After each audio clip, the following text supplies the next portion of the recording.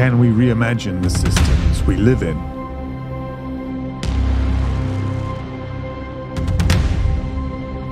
How can economics reflect our common humanity? And can we change it in time?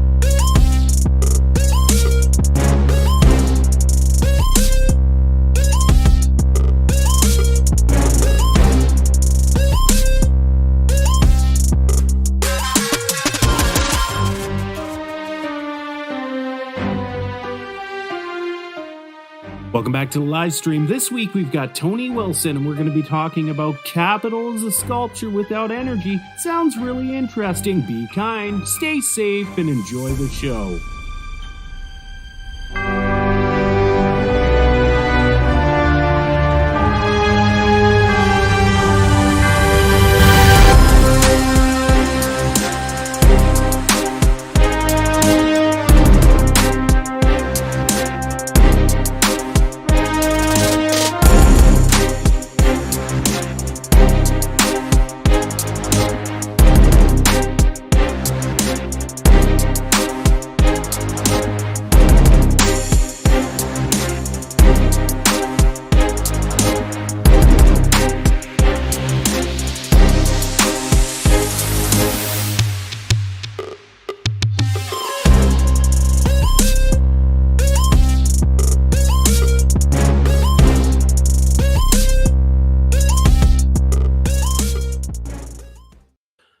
Capital without energy is a sculpture. As you can guess, today we're going to be talking about energy. We've got Tony Wilson with us today, who's an engineer from the land down under Australia. We've got Steve in the house. We've got Mike in the house. It's going to be a lot of fun. I want to bring on Steve right away. Bring Steve on. I don't have sound effects to give him claps today. We're on budget constraints. So welcome, Steve. Steve, how's your week going? Oh, actually, at the moment, mate, I could use your help. I'm trying to make up a model of loanable funds in Ravel, and I'm getting caught up with all the hassle of having linear behavioral functions. I'm trying to edit them to make it work. But what I've been attacking Rachel Reeves over here, who's the UK Chancellor, as you might have been aware. And I realised that one way to attack them is to actually put what they think is the real world into a Ravel model, and then show what happens, and then say, well, let's actually go what the real world in fact is, and then see what happens. To have exactly the same behavioral system, one with loanable funds fundamentally, and the other with both endogenous money and MMT. So I'm pulling my hair, what I've got left of my hair is coming out, because I keep on getting to a negative interest rate with the adjustment function I've got inside the interest rate variation with the loanable funds supply and demand, yada, yada, yada.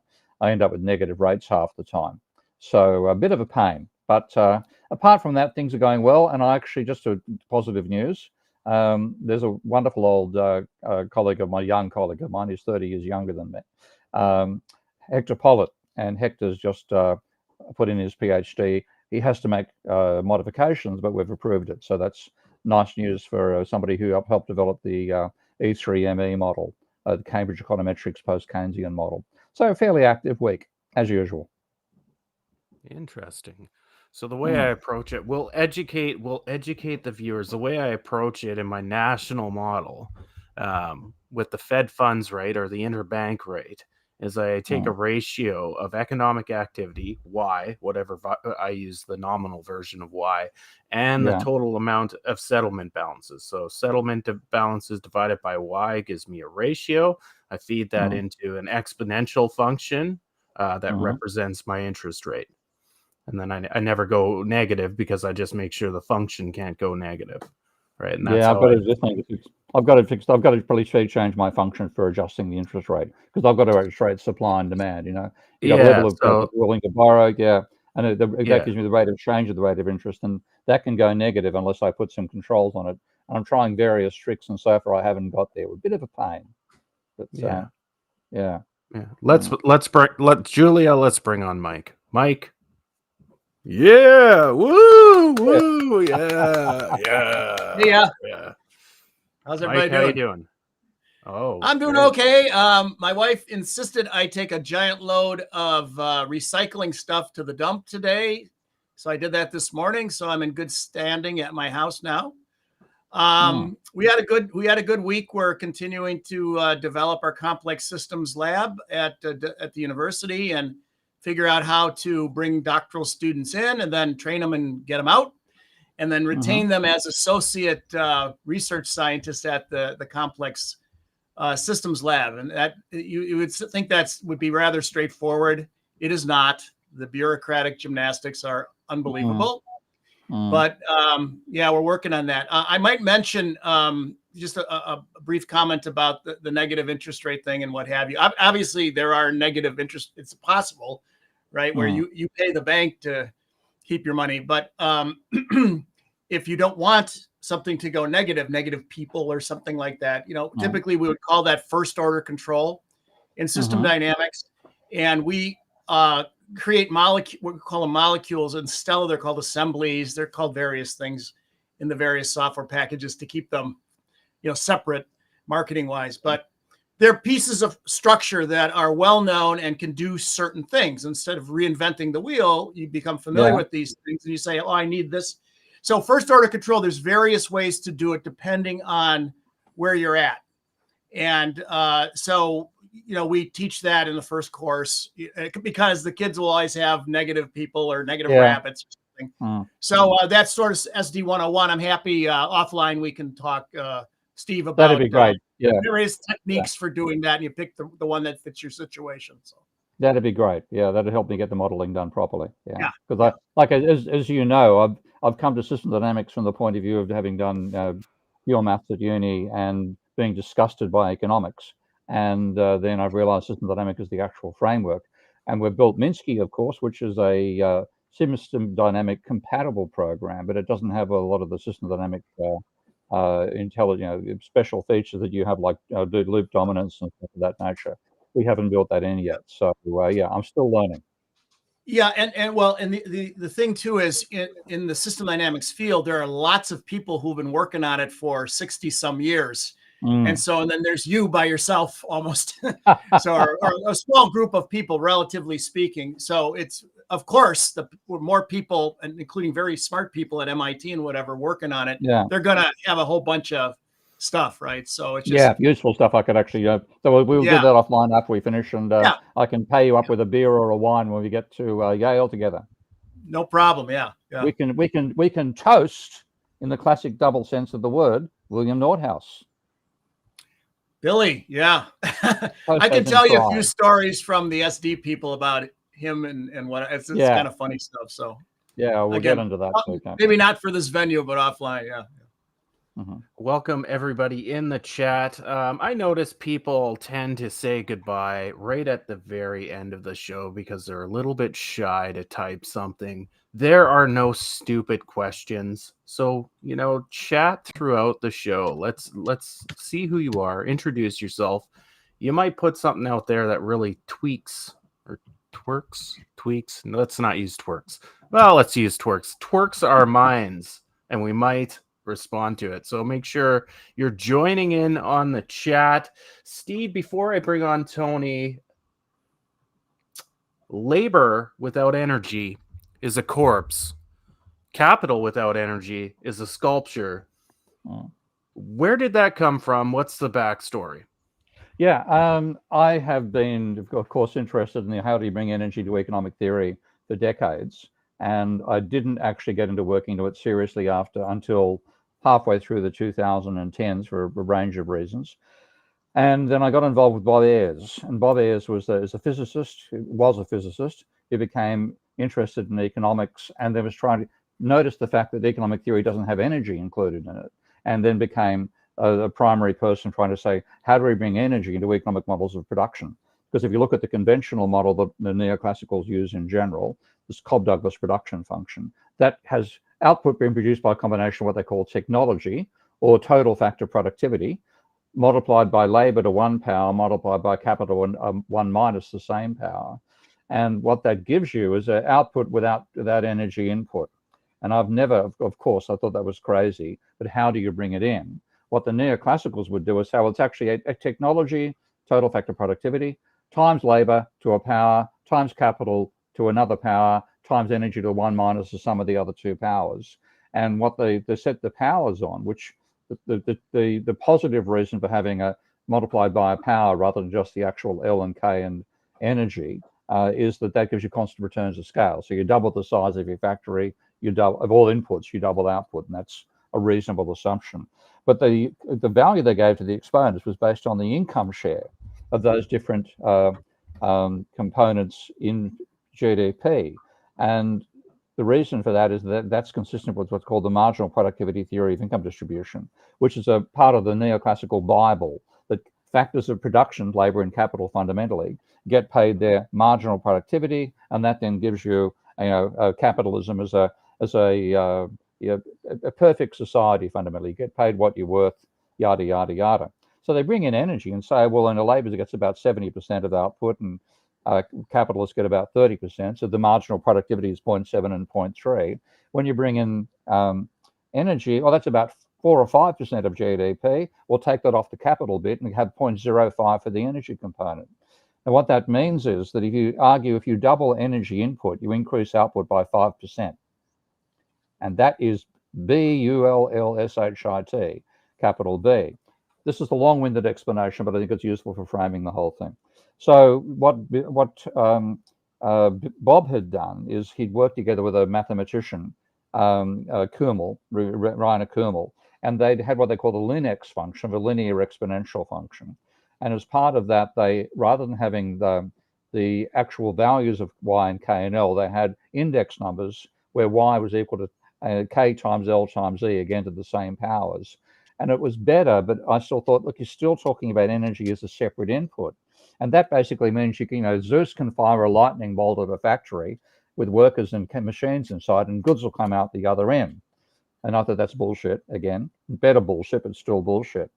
And so Bob and I became close friends, and I was staying in his house in Paris, which is an apartment, beautiful apartment full of gorgeous artworks. He had a marvelous collection of work because his wife was one of the developers of Fortran, not a programmer, and she wrote Fortran, the actual language. So they'd done quite well. And anyway, so I'm talking about all this sort of stuff, and Linux is better, but it's still labor times capital times energy. Went out to the loo one night, walked back through the lounge room, and just looked sideways and saw all these statues, and bang, this thought pops into my head: labor without energy is a corpse, capital without energy is a sculpture.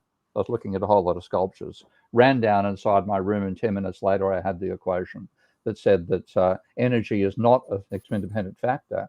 It's an input to labor and capital without which they can do no work. And that even in the Cobb-Douglas production function, even with their stupid exponents, which make no sense at all in the real world, that increases the importance of energy by a factor of 10. And so that's the actual insight, which is one of these, that's why I wrote a little piece on my blog, which you may have seen, called "I Am Zaphod Beeblebrox." You know why? Why? Have you read The Hitchhiker's Guide to the Galaxy? No. All right, you've got 2 weeks because I'm visiting you in You haven't read by the time I get there. You have homework. You have homework. You've got to read Hitchhiker's Guide to the Galaxy.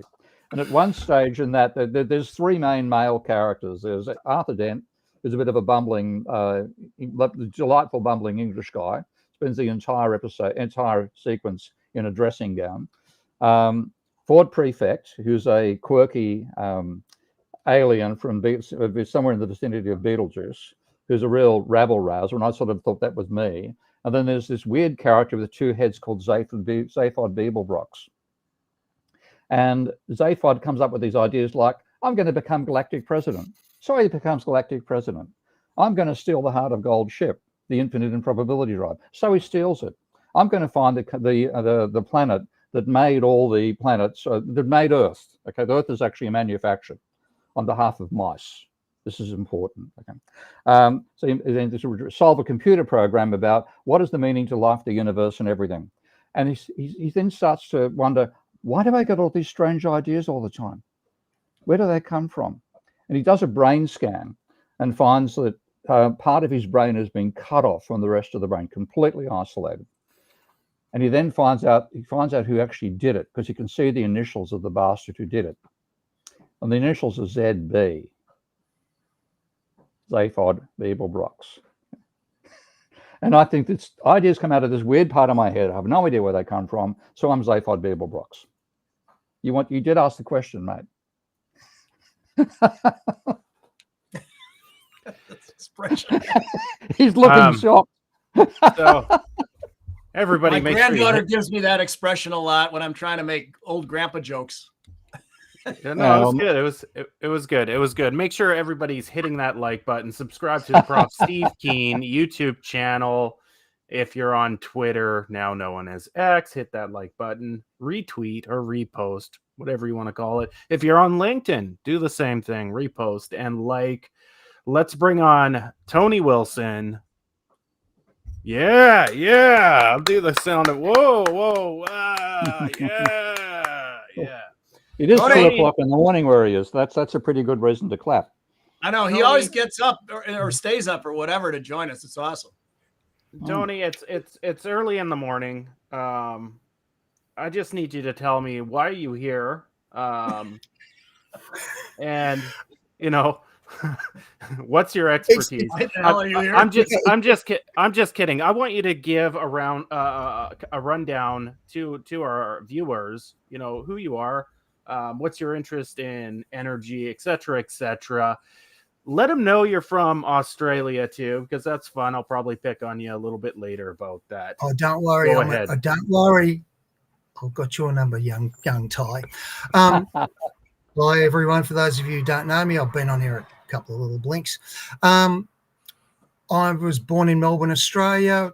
At one point in my life, I learned how to swim. I got a scholarship to an American university, University of Illinois, did aerospace engineering at a very interesting time, because it was when Ronald Reagan's Star Wars program was in full flight.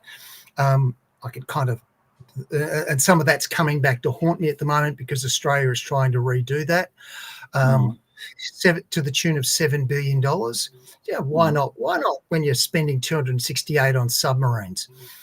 But I came back. I did a couple of years of postgrad, came close to getting a master's degree, and got caught up in some of the sorts of university politics Steve has talked about at times. I went and did a bit of plastics research, walked, and that was the bit that broke my back for dealing with universities, because my professor at the time, I went to buy a particular piece of equipment and he said, you can't have it.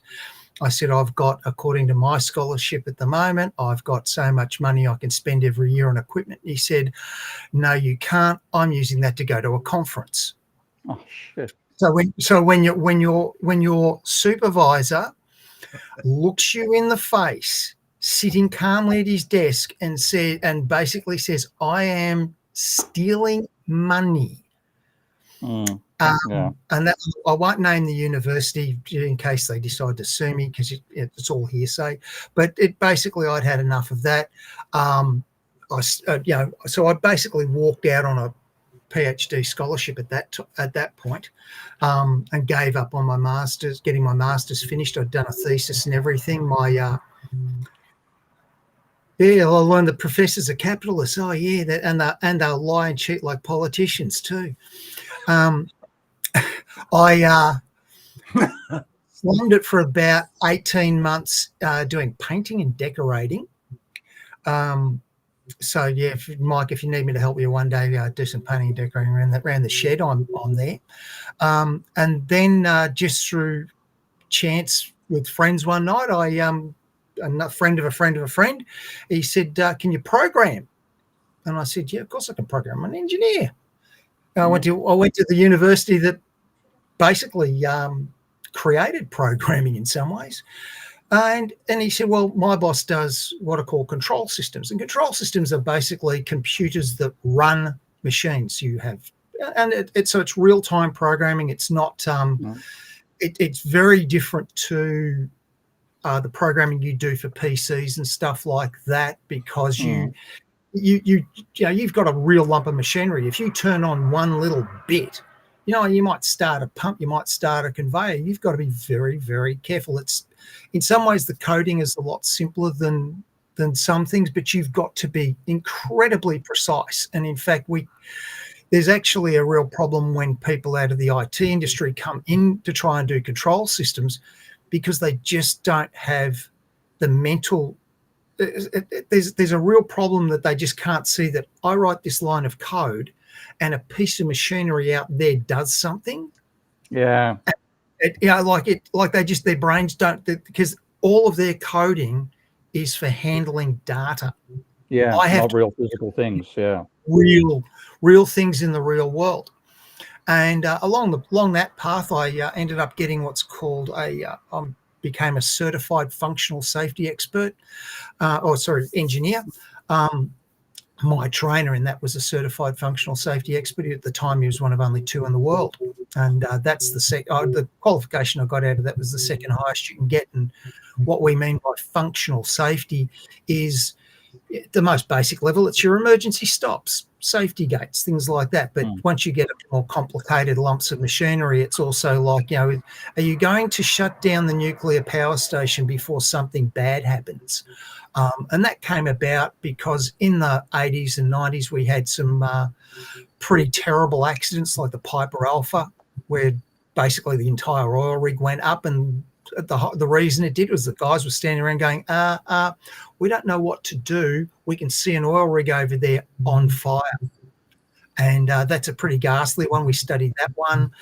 There was also other ones we looked at was Bhopal in India. I know things about that happened at the Bhopal incident that I can't say here.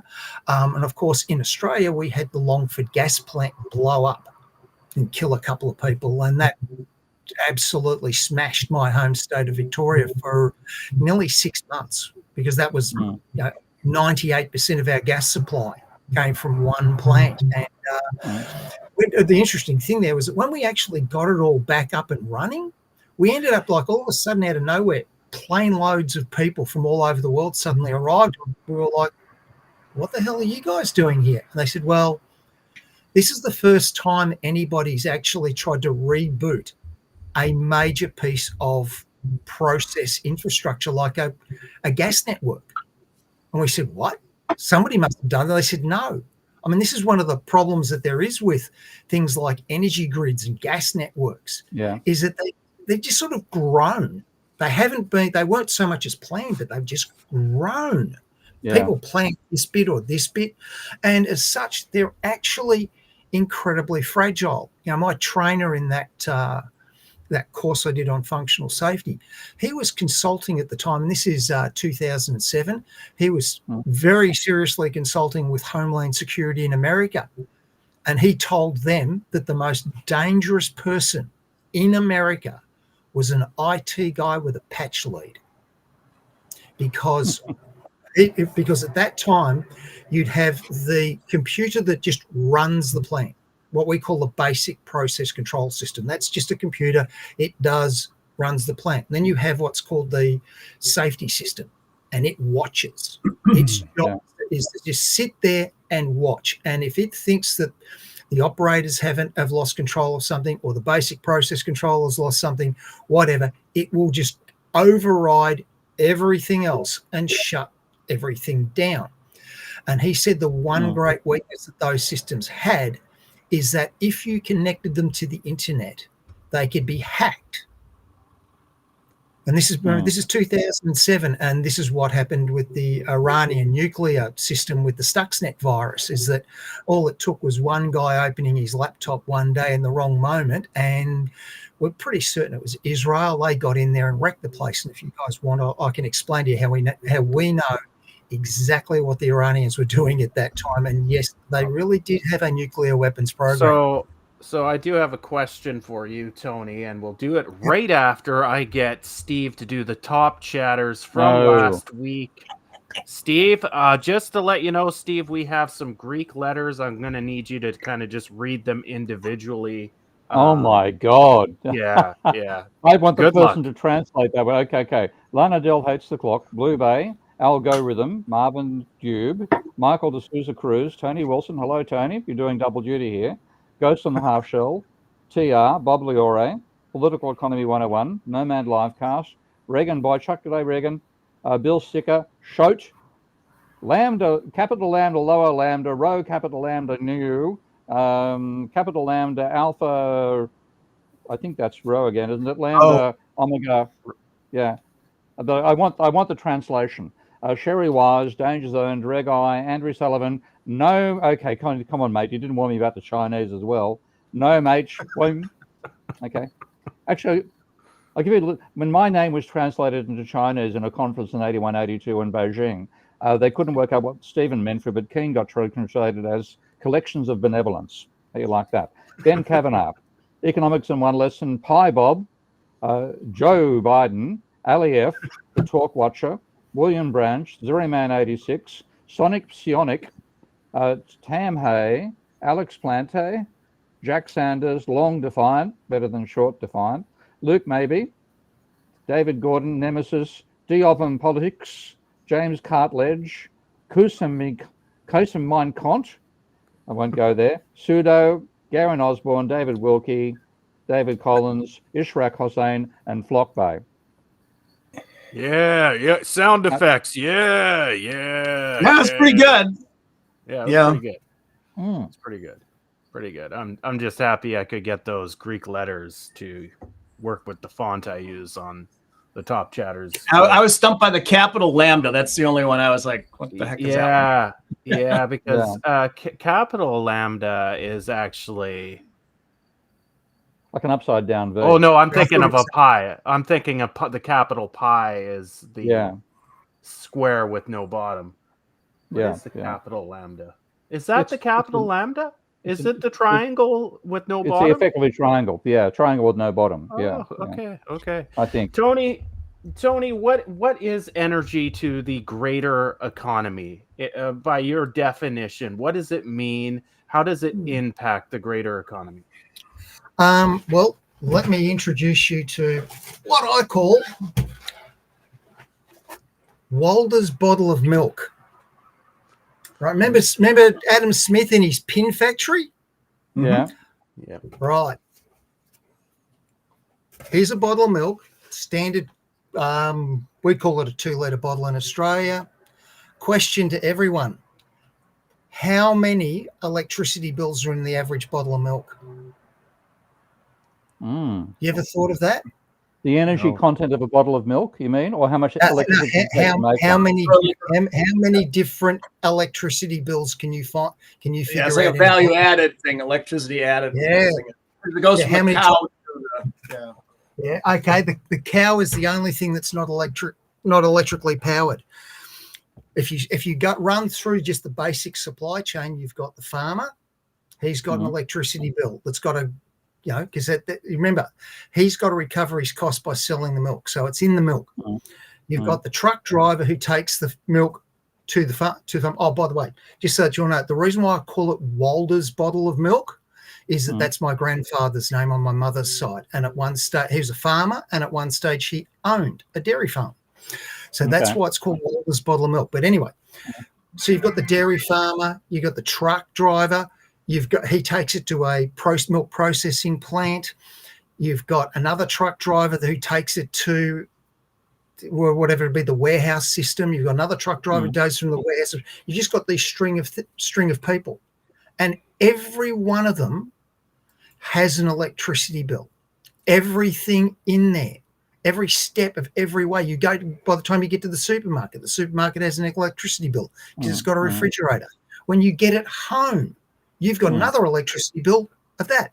So electricity, energy is not, it's not the commodity that economists think it is, because it's so endemic to everything. And if you profitize it like we've done in Australia, you drive that system for profit. You've got to remember Milton Friedman's famous line: the only job of a CEO is to do everything he can to maximize the profits of his entity. Well, if you go from a government entity to a private entity, you privatize your energy network. The first thing that's going to happen is they're going to try and maximize their profits, which means they're going to try and jack the prices up. No matter what happens, they're going to try and jack those prices up any way they can, because that's their job. The problem is that you go and look at any product you can care to think of, and you've immediately taken every one of those little tiny electricity amounts and you've increased all of them. And to give you guys an idea, I went through this exercise a number of years ago when I first started looking into it. I was like, how many items, products in my room, in my life, didn't have an input from engineering and therefore an input of energy? Do you know how many products? Zero. Yeah, it's zero. Do you know how many products I know in my home country of Australia? And Steve might guess this one. There is one kind of product in Australia that does not have an engineering input. It does have an energy input via labour, but it does not have an engineering input. Do you know what that is, Steve? Politicians, most likely. I've only ever seen it once, and that was when I was working at the ERA Ranger uranium mine, which was on traditional Aboriginal land, and that's the hint.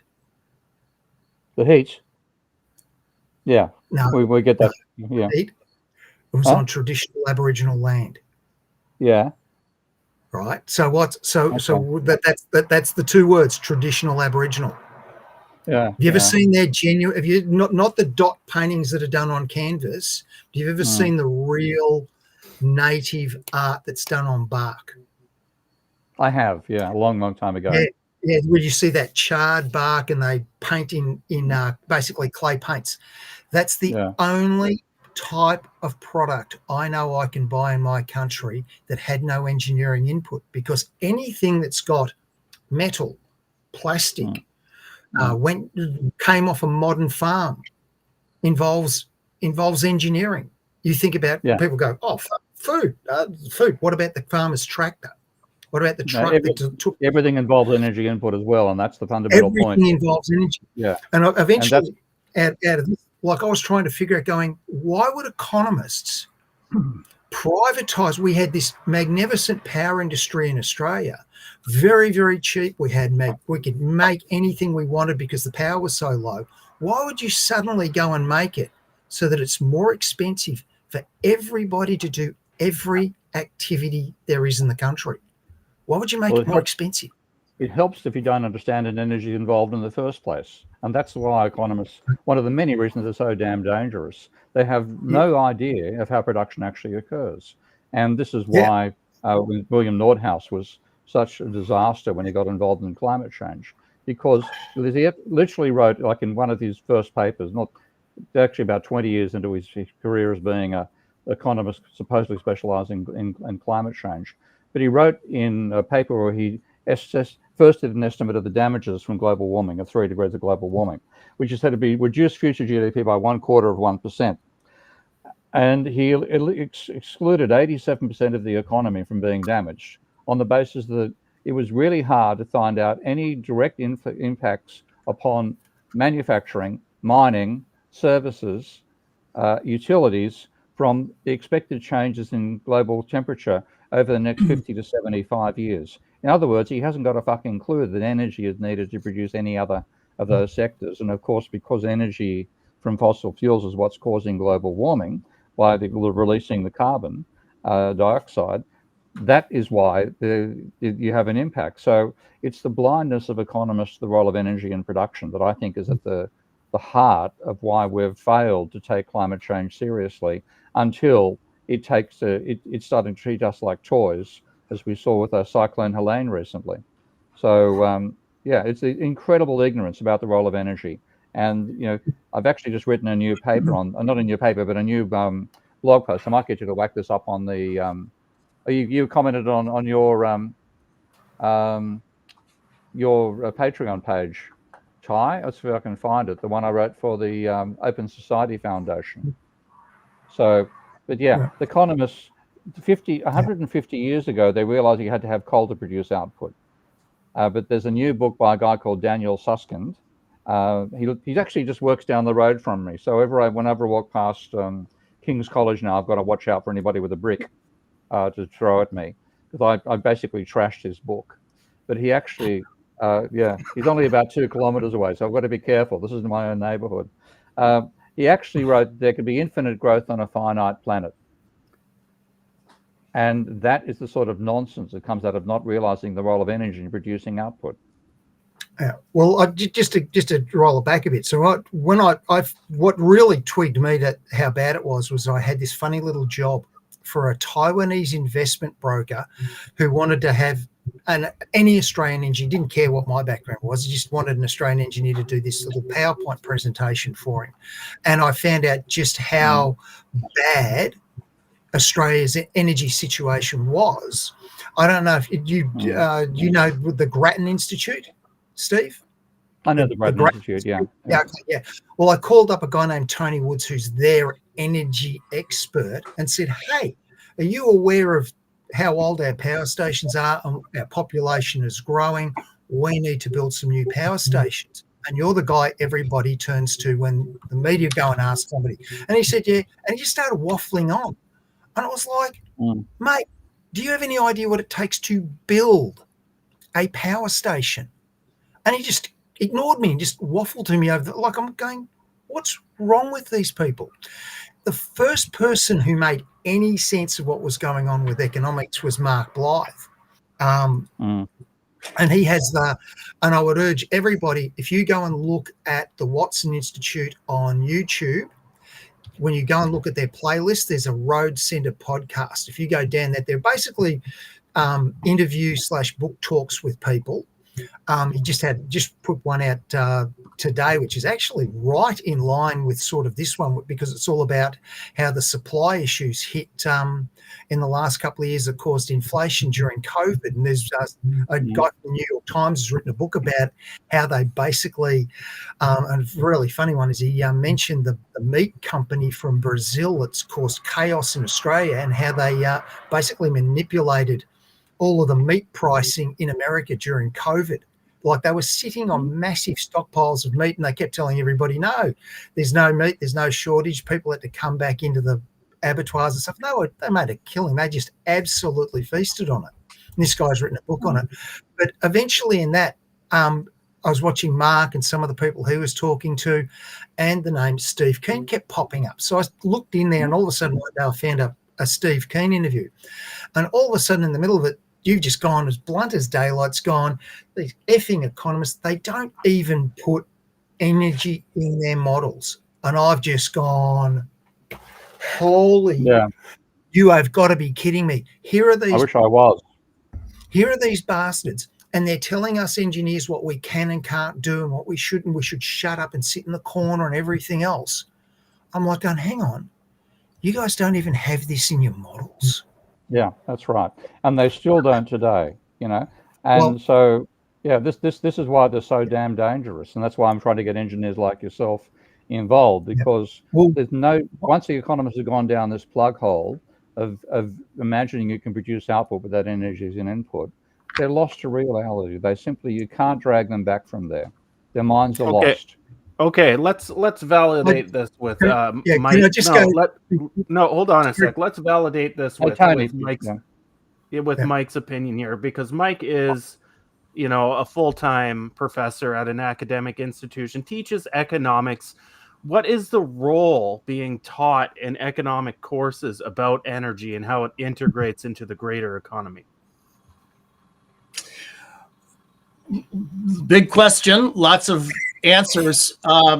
Couple things. When I was a young pup undergraduate studying economics, A number of us, when we were learning the basics of, Cobb-Douglas production function, what have you, would raise our hand and say, okay, people and machines, capital and labor, what about raw materials, energy, and what have you? And the joke was always, well, we only have 3 dimensions, labor, capital, and output. If we had 4 or 5 or 6 dimensions to graph, we would do it. Ha, ha, ha. But really, when you think about it, that was kind of the joke or the punt, so to speak. But most professional economists are interested in publishing economics papers in economics journals, and there are standards for accomplishing that.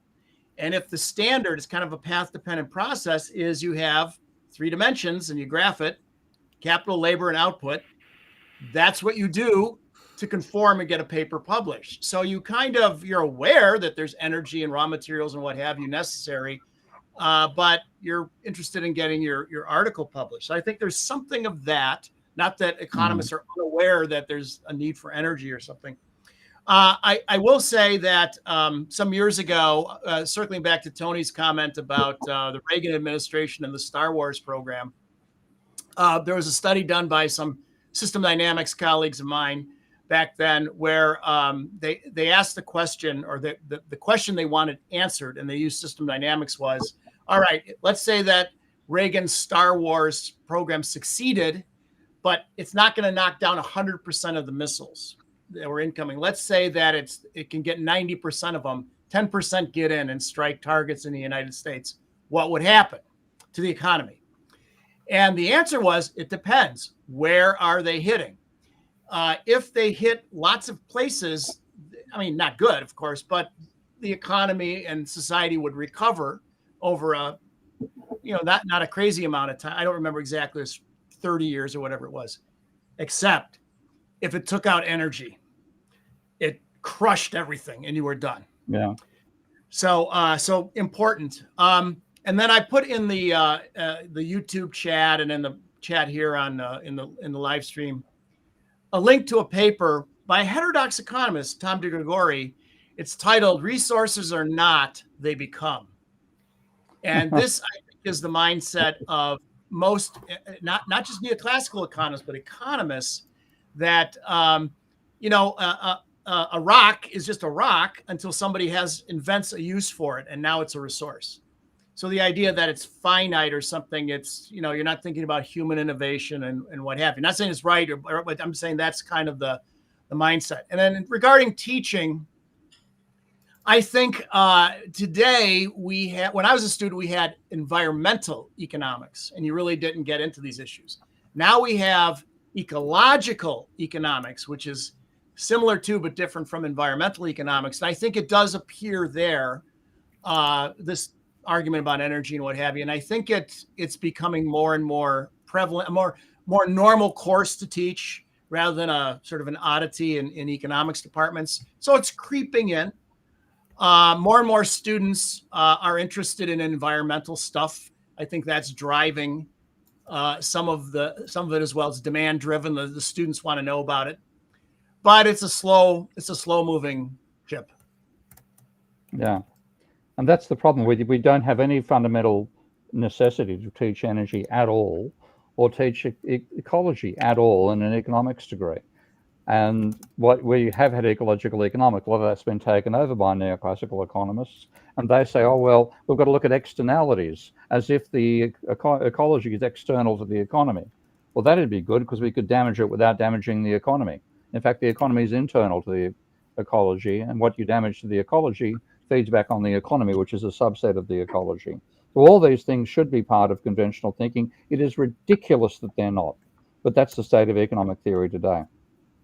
So real quick, Steve, you might remember Axel Janefeld, and I know you and I were with him at a conference or two back in the day. He's passed away now, but and his famous book on Keynesian economics and the economics of Keynes. And one of his big arguments is that Keynes was really a systems thinker and was really headed towards advocating cybernetics, feedback systems, as an approach to economics. And he called it the Keynesian revolution that did not come off. And there's a variety of reasons. Well, the engineers who had the knowledge to do that got busy with the space program in the 60s, and people like Phillips and Tustin started it in the 50s, and then but the engineers who had the knowledge did other things, whatever. But you really need a systems approach, I think, to really begin addressing the kinds of things that Tony is discussing. And I agree with Leonifit. I think Keynes did. I mean, he didn't come out and say use systems thinking or system like that, but Leonifit said that's kind of what he was saying. And and then Tustin and Boulding and Phillips and Goodwin and so forth were trying to get that going in the 50s, and then it just never went anywhere. And here we are. We're trying to get it going again. I know. Still. Yeah. The interesting thing about when you talk about systems and stuff like that, if you look into what's called systems engineering, that came out of aerospace. That came out of the ICBM program in the 1960s. I never had a specific class where they said this is systems engineering. My whole degree was systems engineering. You can almost say that an aerospace engineering degree, because unlike everybody else in engineering, they can separate out things. But in everything's so close to the margin of failure in aerospace that every side effect from one system can cause failure of another subsequent system, which you normally wouldn't get in most of engineering. Probably the biggest thing that I found after Steve's wonderful revelation of going, they don't even model energy. The one thing I realized, and another time he told me to go look at the Cobb-Douglas energy function or Cobb-Douglas function. Production function. I took one look at that and went, yeah, right. And I think probably the thing as an engineer, what I find to be almost absurd. Steve's mentioned thermodynamics and the first and second laws of thermodynamics quite a bit. And one of the things in engineering, in the hard sciences, is that we start with some really basic fundamentals, like the definition of what is a joule, a unit of energy. It's actually to move a kilo, a meter, across a level surface. So we have these really very fundamental things like what's a litre? It's 10 centimetres by 10 centimetres of water or a kilo is 10 centimetres by 10 centimetres of water at 4 degrees centigrade. There's all these really simple fundamental things we can go back to, including the laws. And I work this out, and Steve, I call these Keynes' laws of economics. Keynes' first law of economics. All economic activities require energy, irrespective if the value outcomes are objective or subjective. And I got that from watching your bit, as I said earlier, when you talked about where Marx had gone wrong when you were on the Lex Friedman podcast, and you talked about the differences between objective and subjective. Theories of value. And that's like one of the things, like when Mike has brought up at times game theory and stuff like that in different games. One of my favorite games that I founded, it was when Mike said that, I suddenly realized I was playing a lot of my games as if I was very, very much from an economic standpoint of just how you'd think about the overall system, how you strategize the game. And Civilization 6 is a strategy. You've got to plot a course over thousands of years of the game. Now, the interesting thing about that game is that it records value in 4 ways. There's straight money, there's science, there's culture, and there's religious spirituality, or what they call spirit points. And you can win the game if you can gain enough value in one of those things, you win the game because you've just overloaded everybody. So it's a really interesting game to consider, that value is not just money. And I think that's one of the most fundamental things that economists have gotten wrong. They didn't got that wrong, only because they say value is utility. And that's why I like your way you put my first law together. You said that whether you're talking subjective or objective, and they think you can have subjective utility without using energy. And this is actually in the Susskind book that I, threw a few bricks at for the Open Society Foundation. And he literally says at one point, we're heading towards a a virtual system which doesn't require, you don't need energy to produce subjective utility. And ironically, that is how bad they are. You can make things Really? better without using energy. Yeah. Oh, really? It- Do you know that they canned a big server project? I think it was in one of the Carolinas. They basically Yeah. told, I think it was Amazon or somebody, to F off, because Yeah. yes, they were going to spend something like $1 billion, $2 billion on this big giant server. And the reason why they were putting it there was that there was a convenient nuclear power station right next to it. And they were going to Yeah. suck an entire gigawatt out of this power station. Now, Yeah. as an engineer, I can price what a gigawatt will cost you in America at $17 billion. So they were like, oh, we're spending $2 billion. We'll create some jobs. You know how many jobs they were going to create in that town for this server? Mm. I think it was 3. Because all of the maintenance of the server could be done off site. There was only the 3 guys who occasionally walk in and swap out a hard But the drive thing or a is, power. this is where, I mean, like I've actually been dealing with Richard Verner recently. Richard Verner's a non-orthodox economist. I wouldn't call him post-Keynesian, but he's somebody who understands money creation. And he wrote a book for the people that I worked with for a while in Hungary, where part of it, he said, we're going towards a service economy which is free of the constraints of this planet and not subject to the laws of thermodynamics. And when I wrote to him saying this is nonsense, and he criticized me back and saying, look, I didn't think it was controversial to say that the virtual world was free of the laws of thermodynamics.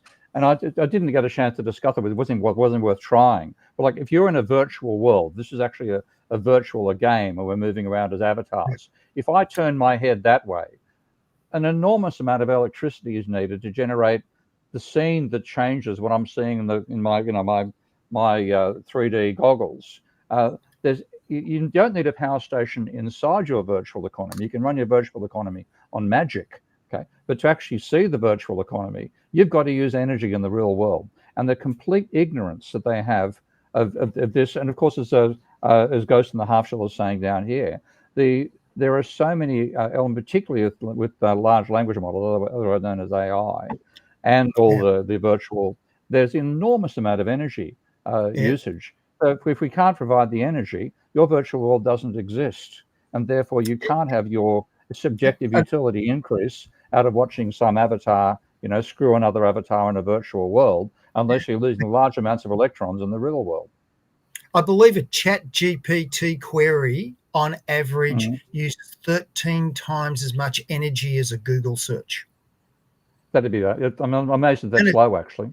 And you've got, this is why some of these people are looking at Sam Altman at the moment going, mate, you're crazy. If you want to put 100, 200 of these things, you're going to need to build 100 nuclear reactors at $17 billion each. Yeah, it's like, who's going to pay for it? It's the classic one. Oh, you'll like this, Steve. Here is Keynes' second law of economics. Okay. All economic activities are a function of time and are therefore dynamic. Yep. Mate, I'm actually quite liking this. You're doing a nice job of... okay, thank you. Because I thought of it how do you write down these absolute truths that are undeniable?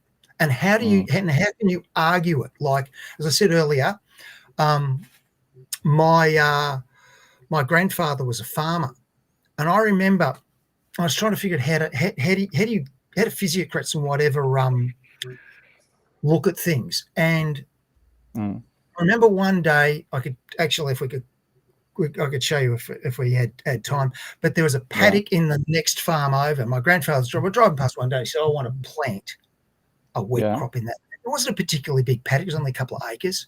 And I said, why? He said, well, nobody's planted a wheat crop on it for 40 years. I'll get double a normal wheat crop. Now, there's a thing in farming called leaving a paddock fallow, which is where you basically do nothing. Now, if you think about that, you go over a certain amount of time period, is the value changing of that paddock? There's no labor. I mean, like, this is what I say the cob function is complete BS, because it can't explain something as simple as leaving a paddock fallow, because at that point, what is there? You've got and I'd love to. I don't know if you want me to show you, but this is how I write what my conclusion is. You'll all have to pardon my. I'll put up an extract from David Susskind while you do that. This is one of the books that I reviewed. In that case, I'll write that a little more neat that you can do. Have a look at. If you could actually whack it up on the discussion, Ty, that'd be useful. I'm not sure if I got the entire. I think look, it got truncated, unfortunately. But he actually says you can have infinite growth on a finite planet, and the reason is that in a solely material world, there are obvious physical and mystery economic activity, but contemporary services-based economies' life is far more weightless than the old world of farms and factories. So, you know, the level of delusion in economics about energy is shocking once you realize the importance of energy. But you can't get them to even understand they've made a mistake because they haven't got energy in their mind in the first place. And they can come up with total BS like this and think they're being wise. And I'll just add, yeah. Okay, that's the equation. Can you see that? Yeah, but it's reversed, my friend. It's backwards. Oh, yeah. Okay. How did that happen? Anyway, what I'm saying is that based on Keynes' laws of economics, and because you've got, remember, I'm dealing in the real universe as an engineer, so matter, energy can change, but matter can't. So nobody, this idea that of why the Cobb Douglas I think is complete crap is it says we create value. We don't. We change value. It's a time. So I write it as dVdt because you are changing the value of something. You're using energy. dVdt is a function of energy, maintainable resources, and consumable resources. And that's the simplest way to look at it. So if you think about a paddock, you've got sunlight as your energy, the maintainable resource is the paddock, the consumable resource is the rain that falls, and the bacteria and everything that's in the ground. So over time, you will get a change in value. And you can, and how you can recoup that in a financial context is you eventually plant a crop on it, and you get a better crop. Yeah. So you can actually, so depending on how long you leave it fallow, that depends on what sort of a crop you get out of it, and depending on how you manage things and stuff. But I'm basing on a very, very, very, very trying to go back all the way back, because I think economists miss these really, really basic truths that all economic activities require energy. No matter, it doesn't matter what it's subjective. Like if you think the last group that actually realised that were the physiocrats, and that's why I go back and talk about the physiocrats so much. Yeah, because they understood energy and energy return and energy invested before the word energy was invented. The word energy was coined, I think, in 1809 by a English polymath. I can't think of his name right now. But the physiocrats basically said where wealth comes from is the farmer exploiting the free gift of nature. And the free gift of nature fundamentally is in it. And to exploit the free gift, you've got to put some of your own effort in. But the gap between the effort you put in and what you get from nature for free is the source of profit. And they were the only group of economists to get it right. But they made one mistake. They couldn't understand the same thing applied to industry as well as to agriculture. They treated industry as sterile, and that then led to Smith taking over the labour theory of value, and then all the nonsense of the neoclassical. Here's the one thing. If you look into something like aerodynamics, we have this wonderful thing called the Navier-Stokes equation. If Ty could, can you bring up a Wikipedia page for me?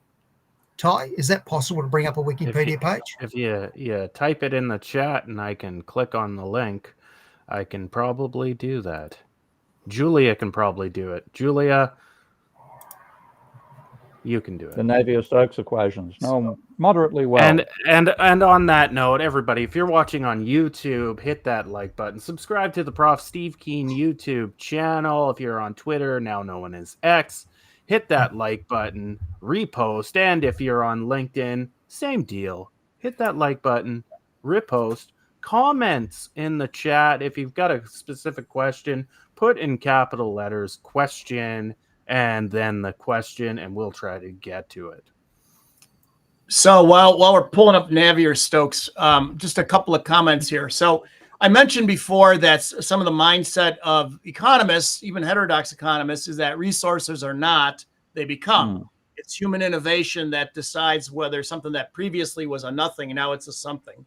But I also think it's a function of the history of economic teaching and research. You know, Bill Baumol used to discuss the magnificent dynamics of the classical economists, from Adam Smith and Ricardo and Malthus to Marx and what have you, that they described in very vivid terms the evolution of the economy and what have you, right? And then our buddy Paul Samuelson came around, right? I don't know if Larry Summers is here, but that's his uncle, right? That's right. I thought it was his father-in-law. So sidebar. So Larry Summers, the famous economist at Harvard and former Harvard president, Treasury Secretary, his mom and dad are both economists at Penn, I think.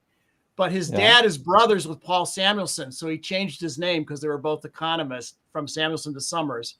And his mom is right. I didn't know that.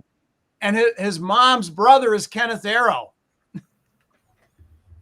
So yeah, think about Thanksgiving dinner or whatever, right? So there's a lot of incest going on there, and it's talk about fucking each other. They fucked us over as well. My God! But can you Paul repeat that Samuelson again, Mark? Can you repeat that, because you know that better than I do, and I'm quite surprised by those details. So give me once more, if you wouldn't mind. Right. So Larry Summers, former president of Harvard, former Treasury Secretary, economist at Harvard, well known. His mother and father are both or they might be retired now, but are both economists at Penn, University of Pennsylvania. Yeah. His father was Paul Samuelson's brother. So because they're both economists at Ivy League schools and whatever, the brother changed his name to Summers. And then his mother, Larry Summers' mother, her brother is Kenneth Arrow, Nobel Prize winner. Oh my God. Okay. Yeah.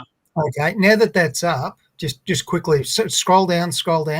Whoever's got that page open, scroll down to that. What? Back up a bit, just to the first equation.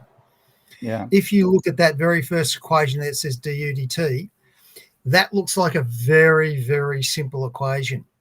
When you expand that out into 3 dimensions, you end up with 9 simultaneous differential equations because of all of you've got velocities and everything and viscosity and everything. And the way you've got to work with it is you have to start like that. Equation there is an absolute truth, because it's basically just momentum. You've got fluid, you've got a known, you're not destroying the fluid, it can't be destroyed, but it's just got momentum going on one side and momentum going out, and you just got the conservation of mass and momentum. It's a very, very simple concept. But once you start taking that and you realize that you're dealing in fluid flows where you've got things like viscosity and there's 2 different kinds of viscosity that most people don't realize, that thing becomes, if I showed you the actual equations for it, you would think I'm crazy. You'd think I'm some sort of weird math nerd, because we've all got to learn that. And this is one of the reasons why aerospace engineering is such a hard degree, is that you've actually got to, just before you even get to doing some of that stuff, you've got to take extra mathematical classes that no other engineers have to do.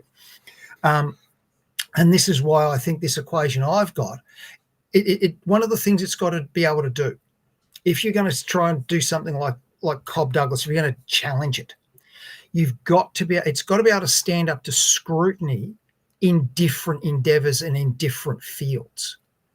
So if I can apply that to a paddock and explain how a paddock line fallow changes value, if I can use it to explain if I plant a crop, it changes value. If I can explain how I've got a mine site, how I go and dig some dirt out of the ground, can it explain change in value?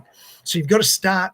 I think this is one of the most fundamental things that economists have got wrong, is that they came to the Cobb-Douglas function through an observation and going, we're going to try and fit some equation to what we see. And if you think about it, whenever you get data sets from experiments and stuff like that, one of the first things you can always do is just fit a polynomial to your data. Mm. Now, that is always a real big problem. Yes, you can fit a polynomial and you'll go, okay, but I've got these data points and I think I've got this. The moment you go outside of the bounds there, you have no idea whether or not that polynomial is actually, it's not explaining, it's just averaging out the data. It's not explaining what the data is.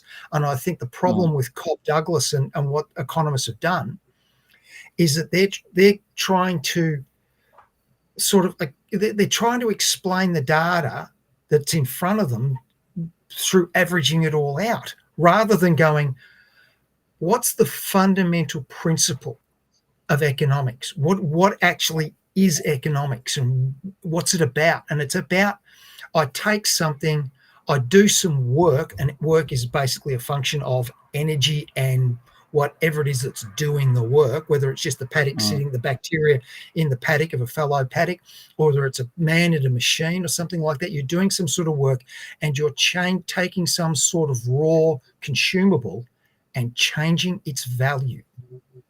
And I think until economists are willing to admit that it's not value creation they should be looking at, it's the change in value. Because, I've been in the mining industry. The iron ore in the ground has value. By digging it up, you changed its value. By feeding it to a crusher, you've changed its value again. By putting it through a screening plant, changed its value again. By taking it to a smelter, you've changed its value. All of these little steps along the way, you keep changing its value. You're not creating value at each step. You're changing the value of something at each step. And I think this is one of the things that they've got to realize. And that's why they've got to start with a differential equation, because that's why I start with dVdt, because over this time period, whatever it is that you've got in the way of energy, your what I call maintainable resources, which is a paddock, animals, people, machines, whatever. And then you've got consumable resources, which is the raw stuff that you're actually in that work process consuming. And you actually So let me hold on here. Let's get to some questions here. Question: is VAT a fair tax, as it's a tax on energy added to business? If we are agreed that it's all about energy and a secondary tax on subjective value, a consumer is prepared to pay. I don't know if I even understand that. Does Mike, Steve, Tony, can anybody answer that? Well, I think they're playing off of Tony's correct idea that at his jug of milk thing, where the electricity at each step of the way you're using electricity or adding value. The farmer sells the wheat to the miller, who grinds it into flour, adds value, sells it to the baker, who makes a loaf of bread, adds value, and then sells it to the customer. And if you're taxing the value added along the way, that's one method of taxation. And in light of Tony's comments, does that make sense? Off the top of my head, I guess I haven't really, done a deep dive here, but I see where the question is coming from. Yeah. There's a comment by Post in the Half Shell about climatologists need to learn this basic fact too. Absolutely.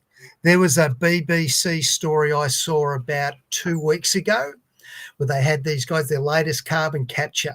And this guy comes out and they ask him, they said, like the BBC, like, oh, look at this new technology. It's really, really clever. They're using geothermal energy. His cost was $1,000 per tonne. There's 2.5 trillion tonnes of excess carbon dioxide in the atmosphere, which means, and it's due to become 3.5 trillion tonnes by the early 2030s. So his cost of getting the excess carbon dioxide out of the atmosphere is $3.5 quadrillion, not trillion, quadrillion. It's $1,000 a ton. And I put that in the comments, and some guy came back and said, oh yeah, but he said he can get the cost down to about $300 a ton. And other people say $100 a ton. I said, what? So it's only going to be $350 trillion instead of 3.5 quadrillion. I don't think people realize just the scope of the problem yet. Don't think they realize, like, just conceiving a planet. I mean, if you guys got a minute, I'll explain to you one of Wait, Tony, Let's Tony, Mike. Tony, Yeah. another question. Tony. How many Yeah. laws did you have? How many laws did you get? Steve Keen laws did you go through? Two. I'll read them again. So the third law is that all guests have to read the top chatters list on real time with Steve and friends. So Julia, would you kindly put that up so we can get Tony to read it? And Tony, make sure you read it really good. Lana Dell hates the clock. Blue Ray algorithm. Marvin Doob. Michael D'Souza Cruz. Hi, Mike. Myself. Ghost in the Half Shell, great to see you here. TR, great to see you here. Bob Leor, great to see you here. Political Economy 101, great to see you. Nomad Lifecast, haven't chatted with him before. Reagan Boychuk, Bill Sticker shot, whatever that is in Greek. Sherry Wise, Danger Zone. Greg I, good to see you again. Andrew Sullivan, Noah M, some weird symbol. Brett Kavanagh, Economics in One Lesson, good to see you. Bob Pye, Joe Biden, yeah. Ali F, The Watcher, William Branch, Zuriman86, Sonic Psionic, Tom Tam, hey. Alex Plant, Jack Sanders, Long Defiant, Luke Maybe, David Gordon, Nemesis, Doffin Politics, James Cartledge, Cussom Mine Cont, Pseudo, Garen Osborne, David Wilkie, David Collins, Ishraq Hassan, and Flock Bay. Good job. Woo! Yeah. Woo! Yeah. That's my sound. Yeah, that's tough. We're looking forward to the sound effects returning next week. Do you want me to read those two? Do you want me to read those two laws out again? I'll in the comments on YouTube. I'll put them in the comments. Are they the only? Do you have more laws after the? No, second law? this is how far I've gone. Well, you got to remember, there's only 3 laws of thermodynamics. As Newton only had 3 laws. Maybe there should be a third law, but we'll work on that one. I might even leave that one up to you, Ty. But law number 1 is all economic activities require energy, irrespective if the value outcomes are objective or subjective. Second law, all economic activities are functions of time and are therefore dynamic. Okay. So if I can leap in here. Yes, please, mate. And I'll tell you what, I'm hoping that does ignite a few people in the audience and stuff like that to maybe have a think about this, because I really think that if we're going to go forward, we've got to start from a foundation of basic reality. And I think that's the great problem that economists have got, is they haven't started from basic reality. Mike. So just circling back to what I was saying before, economists from the classicals forward to about the World War II, as Baumol said, describe these magnificent dynamics holistically, the dynamics of the economy as they saw it and what have you. And then Paul Samuelson came along and started mathematizing everything, right? The foundations of economic analysis was kind of the start. And then, okay, we're going to do math and economics. And a lot of economists who were senior to Samuelson when he was young didn't like that, but okay. And Samuelson had to go over and teach undergraduates at MIT economics. And, he was aware of dynamics, but he says, you can't expect undergraduates to take calculus and other advanced math to take Econ 101.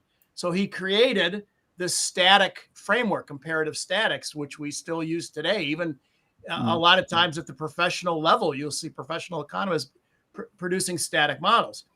For those who did dynamics, computers were just coming along at the time. So guess what? People did dynamics on a piece of paper with a pencil. So they built very simple models that were linear. And so you don't put a lot of variables in, capital and labor, no energy, let's say. But also here's the key.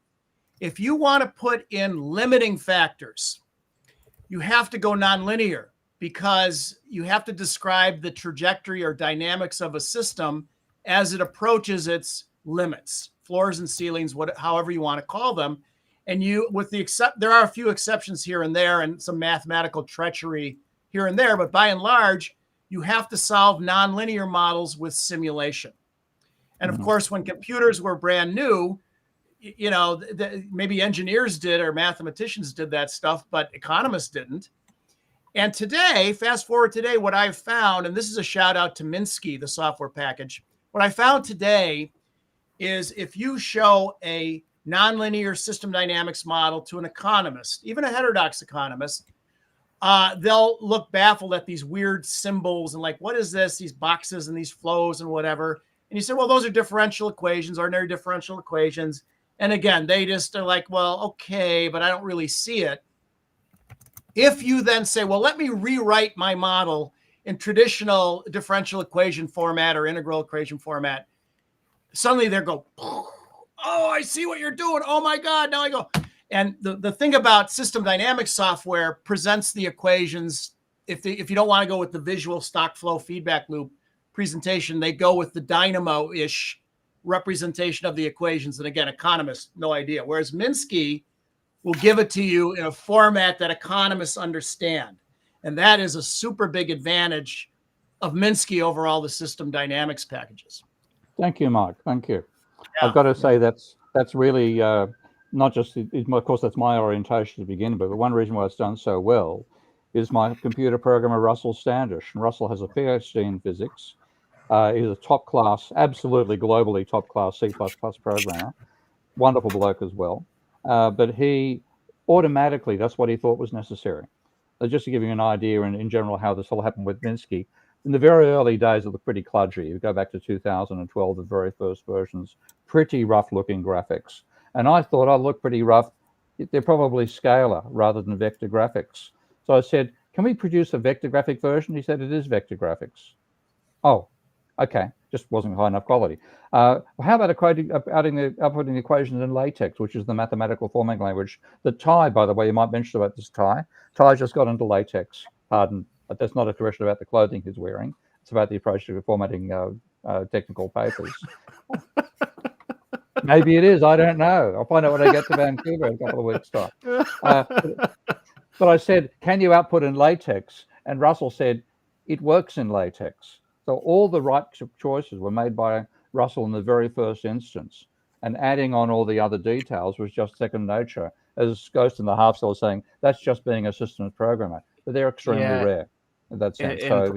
In practical terms, actually, it was quite useful. So I wrote a white paper for applied MMT for my national model. And it was the first time I utilized the LaTeX output. So it does a good job for the godly tables. So it's all LaTeX code, and you plop it right in your LaTeX file.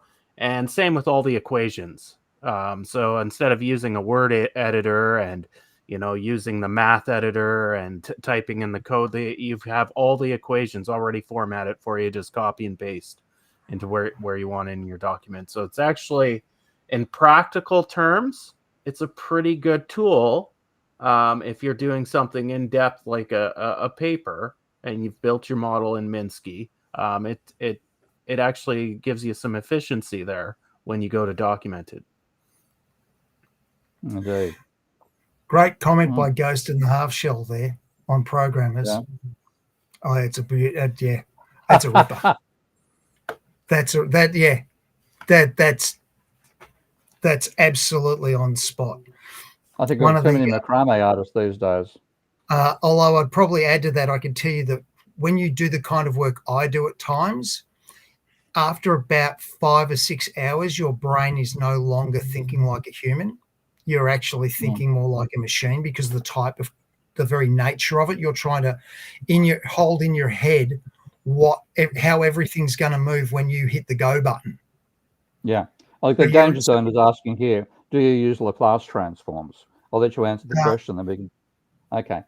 System dynamics people do use Laplace transforms, and this is actually talking about different approaches to system dynamics apart from the standard VenSim and Stellar and I think and so on.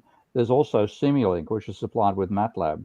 And MATLAB, everybody I know who works in MATLAB and does Simulink models puts Laplace transforms everywhere. So there are advantages to them, but I find it actually quite hard to read and understand what a Laplace transform is doing.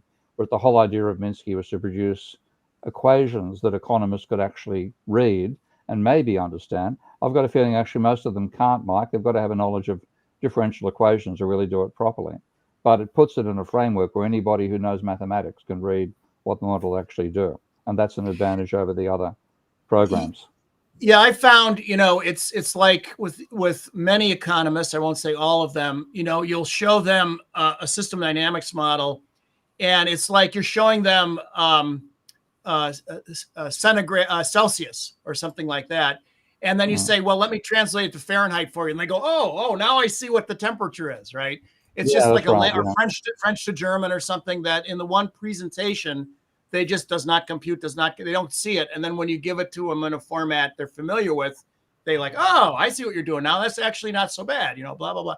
I will say in the early days anyway, when I started doing models for the economics profession, peer reviewed, the comments I would get is, we don't know, we can't interpret your models. We don't know what you're doing here. And in their minds, they were used to little dynamic models, linear models, and they would apply all the machinery of, eigenvalue and analysis and what have you. And when you got this larger scale nonlinear thing that you can't really do, I mean, you can linearize it about a point, you can do some gymnastics, but basically they're like, we don't really know how to interpret what you're doing. So that's where another shout out to Minsky, godly tables help with, if someone evaluate over, globally what's going on. At least are we keeping track of everything? We don't have anything weird going on here, right? So the more the software can help an audience, referees, editors, or what have you, understand the model and make sure it's not doing anything strange, like you've loaded the dice, to make your point, then I think that's helpful. And people got to catch up to the technology, I guess. Partly the whole idea of doing this too is to show that our technology is superior to what the neoclassicals use. Because their stuff, they use things like Dynair, which they use to solve the DSGE models. That's an optimization routine built in a package added into MATLAB, and it's shitty formatting. It's bad MATLAB programming, or poor quality MATLAB. I wouldn't say bad, but poor quality. And you can't read the damn thing, and it's got to fit inside the optimization concepts that lie behind the Ramsey equation, where you presume you can predict the future. And that's what they do. And then all you get out of it are gaps that gradually converge to an equilibrium, whereas we can show, as Ty's models are a brilliant example of this, the dynamics of a system passing through time with far from equilibrium behavior.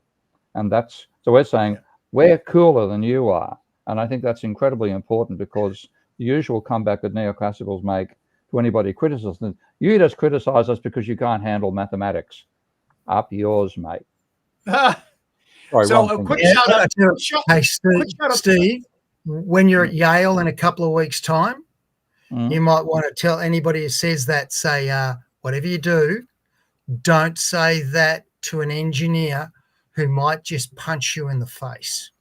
We don't want Steve to get arrested in the United States. So Steve, don't threaten anybody or anywhere. I wouldn't care. I'd lay out somebody like William Nordhaus. I'd lay him out cold. I mean, on real time and with Steve and friends, we do not endorse violence. We just want to put that out there. Go and have a look. Before you say no, go and have a look at there's a channel on YouTube by a very, very good climate science guy by the name of Simon Clark. And he has a video that's titled something like "The Decade We Lost the Planet." And good title. It's a really good, and it's all about what happened in the Bush White House. Like, a lot of people don't realize it, but a month at about this time in 1992, George Bush Sr., a month before winning his election to be president, said that the climate, they called it climate warming at that time. He said climate warming is the challenge of the human race. He said this extraordinary thing, and this is on a campaign stop, and what killed all activity with respect to climate science and climate change in the Bush White House was two guys, a guy named Sununu. His current son is governor of one of the Carolinas, Mhm. and William Nordhaus. Yeah, And they exactly. Yeah. sat and they So- got Bush to drop the lot. So So a little Nordhaus. bit, So a little trust bit of me, a shout out Nordhaus to- does deserve it. a little bit of a shout out to Tony and the engineers. So first of all, I don't blame young economists for doing what they do. They don't know. They go to graduate school and they are taught how to succeed in the profession. And so they just they say, look, I got to get tenure somewhere. I got to succeed. Here's how you succeed. So they do what they're told to do, what they're taught to do. And in some sense, they don't know any better. And then they get older and they kind of get a better overview of things. And, now they've got a whole portfolio of stuff that's done the traditional way. So in some sense, I don't blame them. I mean, you do, but, I understand why young people do what they do. I mean, that's what their mentors teach them and what have you. Now, how does Radzicki get away with doing what I do? I'm at a polytechnic. There's like 5 economists and 300 engineers all around me.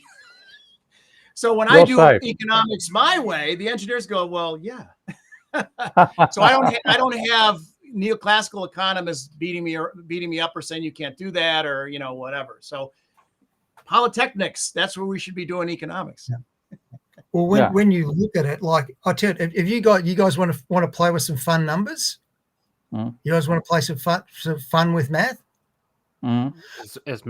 If you when I was in my last year at Illinois, we had a guy from NASA arrive one day. We used to have these guest lectures. We had about once a month we'd have them, and this one guy arrives. We've seen the title of it, Terraforming Mars, and we've gone, this is the guy who's going to tell us how we're going to go to Mars and make it habitable.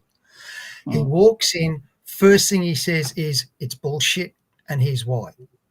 And he explained to us what it was. And the way I describe it these days, I call it, there's 2 subjects he brought up. One is what I call planetary mechanics, which is just calculating how much air, how much this, how much that. And the other one I call planetary dynamics, which is how you make things like water cycles, gas cycles, and all that sort of stuff work. Right. So if you're going to terraform, these are the 2 things you've got to do.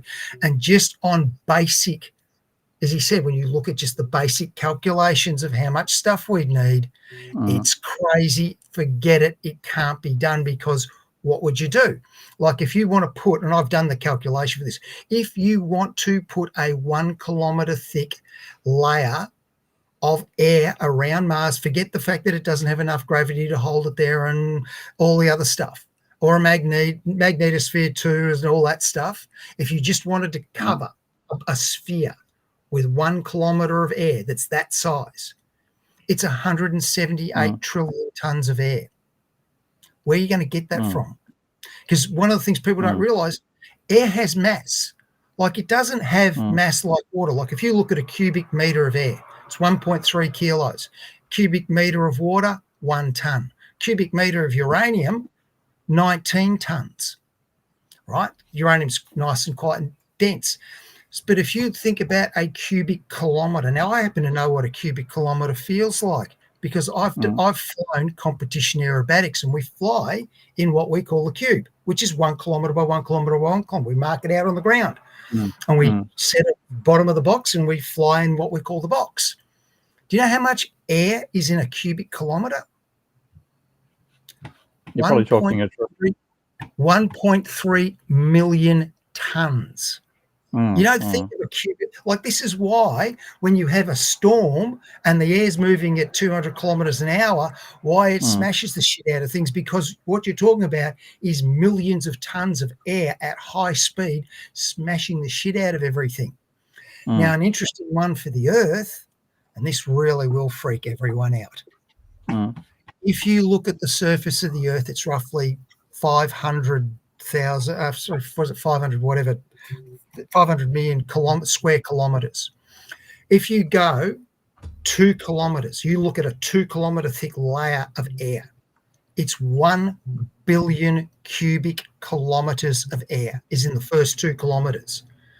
If you had a beach ball, 1 metre diameter beach ball, That layer is about the thickness of sticky tape, duct tape is twice as thick as that. That's how thin the layer we live in. And in that 2 kilometres, I think it's 98% of all the human beings on the planet live is in that. If you go and do the calculation, which is a basic calculation all engineers learn, which is what does it take to heat up a cubic metre of air? If you apply it to that billion cubic kilometres, do you know what you get other than a giant big number? You get to a point of going, how do I make sense of this massive number that's just a string of zeros? Well, you divide it by some sort of an object that created a lot of energy, like the Hiroshima bomb. Do you know do you know how many Hiroshima bombs you have to let off to take just the first 2 kilometres of our atmosphere and heat it from 20 to 21 degrees? Do you know how many Hiroshimas? Anyone want to take a guess? Anybody in the chat want to take a guess? No, it's not that crazy. Anybody want to take a guess? 1,000. We've Ghosted and Shell has opened with 1,000. I'd go 1 million minimum. Multiply by 20, Stephen, you're in the park. Yeah, 20 million. It's about 19.5 million Hiroshimas. And the only reason why we don't quite know is we actually don't know exactly how much energy Hiroshima let off. But it's about the equivalent of about 19 million Hiroshimas. That's just the first 2 kilometres. That's not the other 98. That's not what we've done to the Earth. And you go, and when you tell people that and you look at and you think about those numbers, you go, how the hell could that happen? And the simple thing is, we dumped a whole pile of carbon dioxide into the atmosphere, and out 300,000 kilometres or whatever it is away, you've got the 1 AU, you've got this big giant nuclear furnace, and it's pumping out a lot of energy. And if you just trap a little bit extra over a century, you get that sort of effect. And the thing is, like, what will that do to a dynamic system? Well, it's heat energy. So basically what you're doing is you're heating up the atmosphere. Now, if you take I'm trying to think if I've got something at hand. No, if you just took a weight and put it on a spring and you move your hand up and down, the weight will sort of like bounce up and down. Well, what I want you, if you go and do that, I want you to think about what happens if instead of just doing that with your hand, you start going like that with your hand, because you're adding more energy. And what it does, if you look at all of any of the temperature graphs and stuff like that for climate, they'll show you a nice sinusoidal wave. This is what happens during the days. This is what happens during the year. Well, basically what you're doing is you're taking that dynamic curve and you're stretching it because you've got more energy in the system. So what Mother Nature is going to do over the next 10, 20, 30, 100 years is belt the living hell out of us with cubic kilometres of air weighing 1.3 million tonnes, doing 200, 300 kilometres an hour, and it's just going to smash the shit out of us. So, Mr. Nordy, I'd ask you, how are we going to feed 8 billion people while Mother Nature smashes our food supply? And that's why I'm very pleased to be making a presentation at his own university on this front, because he's not even aware that he's done it. And this is the tragedy. Mike, you were talking about how the young ones, then you come and do a degree, you think you're being taught by the experts, so you accept their mindset. And once you've done that, you're locked into unless you say, hang on a second, there's something shit going on here. You get locked into that mindset and you don't even realize how much that puts blinkers on your brain. And then you can get somebody like Nordhaus who believes this whole thing. And I think the real danger of economics is that it's not just a theory of X, it's a theory of how this is the best possible X of all possible worlds. It's the classic Panglossian thing about economics, that it tells you that the market economy is the best possible social system. And that becomes so ingrained in the way of thinking that anything that says, hang on, this social system has a use-by date, or it has damaging properties as well as the good ones, they instantly turn on a ghost, you got a deal. Voodoo doll of Nordhaus, I'll buy one. What you get is they end up seeing this as an attack on the best possible social system. And what they're trying to do is make the real world more like the textbook, in the belief that'll make the real world better. And because they've made a false model of the real world, they end up destroying the functionality of capitalism. And with what they're doing in climate change, I think they're going to end up destroying human civilization as well. There's a great question here from Ghost in the Show, which says, Tony, what does your farmer mind say when Helene scours the soil from farms and from the landscape? If you go back to my equation, dV/dt equals energy times MR times CR, which is what it's doing is that because it's a differential, it can also be negative. So what you've got there is the opposite effect of you have a paddock, you leave it fallow, it's gaining in value. You smash it with a storm, it loses value because it's a differential equation. And this is why I say economists have made this fundamental mistake of thinking that each of these little steps, your values can change, but those changes can be positive and negative. You think about businesses that go broke and lose money. Well, they're making all these little activities of value, and some of them are negative. Now, if you think about maintenance of an airline, right, going out and doing maintenance on a jet or maintenance on your car, that's actually, economically speaking, a negative value because it's a cost. And this is why I think they've got it fundamentally wrong. It's got to be written initially as a dV/dt because you've got to think about you're changing the value. Sherry's made a very nice comment here as well, by the way, saying economists have no sense of history except in regressions. And that's very well put because they don't learn history of economic thought. They don't learn economic history either. And they think they can do everything with a set of regressions on current data. And that just completely separates them from understanding how we got into the situation we're in right now and what our trajectory is going forward. So, yeah, the lack of a history, the lack of people often, I've had people say this to me about the Great Depression, because one of the things I did back in 2007 was warn of the financial crisis, which I saw as a replay of the Great Depression in many ways. And people said, don't economists learn about the Great Depression at university? And the answer is no, because they don't learn economic history. They think they can do it all with regressions. Well, just for the audience, just before we came on air. Although Tony's disappeared.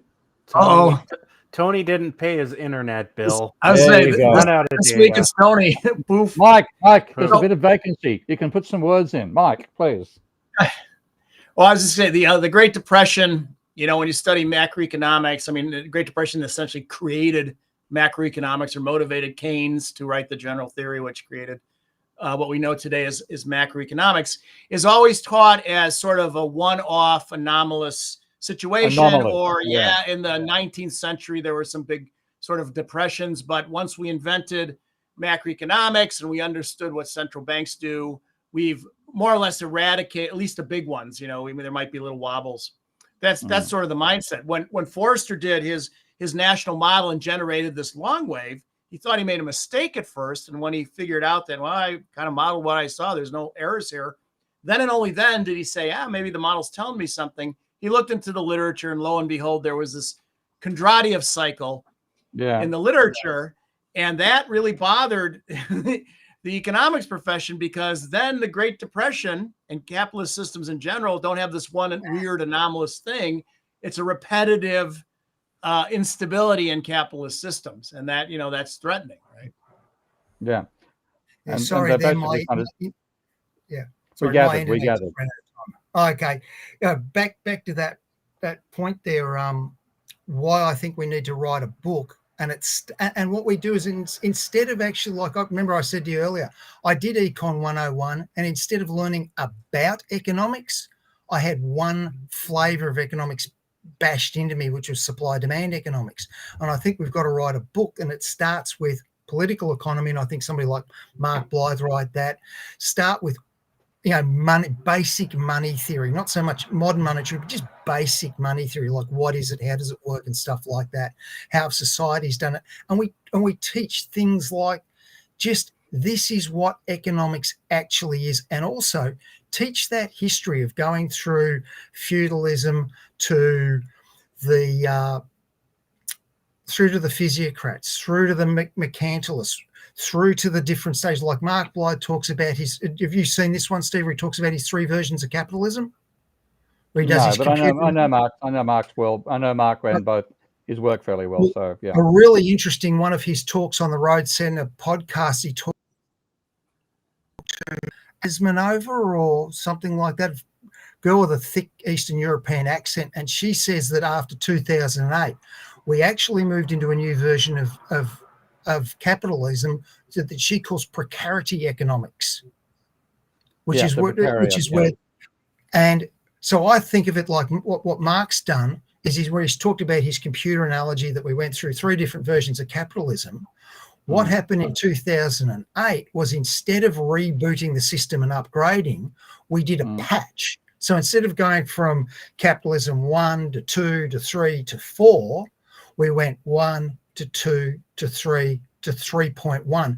And yeah, I've heard Yanis Varoufakis talk about techno-feudalism and stuff like that. And that all fits into that whole thing of precarity economics that Albina, is it Asmanova? You might know her, Steve. I mean, it might be everything.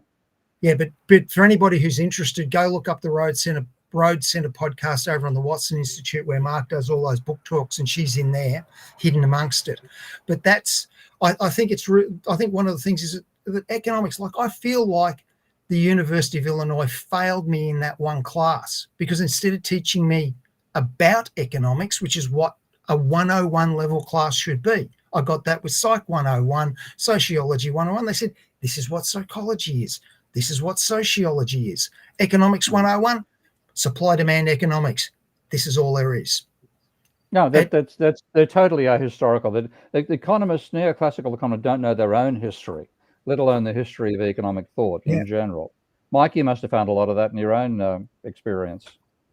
Oh, 100%. But the point I was thinking of right now in this discussion is in the days of old, you kind of had to go to a college or university to learn economics, maybe a community college. Every once in a while in high school, in the US anyway, a kid said I had an economics class, and it was basically the stock market. But today we're not constrained by that. We can make our own little online university and have courses the way we think economics should be taught. There's nobody stopping us. We could say an economist can go through bachelor's, master's, PhD in economics and not be able to read a balance sheet or an income statement. Yeah. And is doing specializing in the theory of the firm. And you say, how is that even possible? Yeah. And however, it's a path dependent, it's weird, whatever. All right, let's just make our own university. We can use Thinkific or Udemy or one of these online things. We can get an all-star team of economists, engineers, and physicists, econophysicists, whatever from around the world to and design a curriculum and say, here's another way to learn how to do economics. Yeah, I think that's so fundamental. That's what I've pretty much done with the course. That's pretty much what I've done with the course I'm teaching online now. I'll put a link up to it in the private chat here. And I apologize for some of the marketing, okay, because I didn't put the marketing together. But the guy who's done it, this is Jordan Schwann, who's put together the online course that I'm doing. He approached me with the marketing idea, and over the last couple of years, we've worked out, I think, a damn good system. The marketing still gets to be a bit annoying to me, but his point is he's reaching an audience that I wouldn't reach myself. So lots of engineers are signing up for it now. And what I'm doing is building effectively an alternative approach to economics, and I'll teach the history of economic thought as part of that as well. So it is. Mike is quite right. There's no way economics is going to be taught properly by universities. They're completely captured by the neoclassicals. The neoclassicals themselves don't realize they've captured it. They think that is teaching economics. So therefore, we're locked out. You won't learn anything decent in a university degree. So one of the most provocative comments I made in that interview with Lex Friedman, and that's actually become the one that most of the people are signing up to the course for, is I've said, if you're interested in economics, don't study it at a university. Yeah. Learn system dynamics instead at a university if you can, or a polytechnic, but learn your economics online from critics. and then and including me, of course, as one of the critics, and that way you might get a decent education. But if you don't, what you get is a brainwashing. And Mike, again, you would have seen lots of that. Yeah. So it begs the question then, let's say we got, pick a number, 25 people, economists and whatever, to get political economists, whatever, to get together, accountants, and say, we're going to do this. We're going to have an online university, if you will, to teach economics properly. It begs the question, what is a proper education in economics? What should, in our opinion, an economist in modern times know? And that would be an interesting conversation, right? Certainly, history of economic thought, economic history, dynamic modeling, and the concept of entropy and limits, and what have you. But that there has to be a conversation as to, okay, we're gonna do it right. Define right. Well, my point would be what I've said several times tonight. It's got to start on some fundamental, unarguable reality. It's got to start. This is why I know it doesn't make. I wish whoever's doing the private chats and whatever, if they could bring up what I said earlier, I'd put up the two what I call Keynes' first law and second law. Like they're so fundamental. I'd love to see somebody like that put that to somebody like Nordhaus. See if they can argue, or Larry Summers. They don't argue. This is the point, Tony, that you're incredibly frustrated by experiencing an economist, and I completely understand why. But the thing is, they have got a hermetically sealed paradigm. Everything is self-referential inside the paradigm itself. It's just like coming up to a Ptolemaic astronomer saying, "I'd like you to consider the fact, the possibility that the Earth is not the center of the universe, but in fact the Sun is." And as soon as you say that, they say, "Oh, what a fool you are! This idiot thinks the Earth isn't the center of the universe. How does he explain how, if you throw something up in the air, why doesn't it fall into the sun then? It falls to the Earth. He's got to be an idiot. Ha ha ha." That's how they take any criticism whatsoever. They would have you arrested, Steve. They'd have you arrested back then. Put you on trial. He's house arrest. Here's the problem. Here's the problem. If you guys got a minute, I'd love to show you this spreadsheet I've got on the British. This gives you an idea of where somebody like me is coming from. Whenever an engineer puts some sort of proposal on the table, the first thing that all of the business types who've done all their economics classes will throw back in your face are two questions. What's the business case for that? Who's going to pay?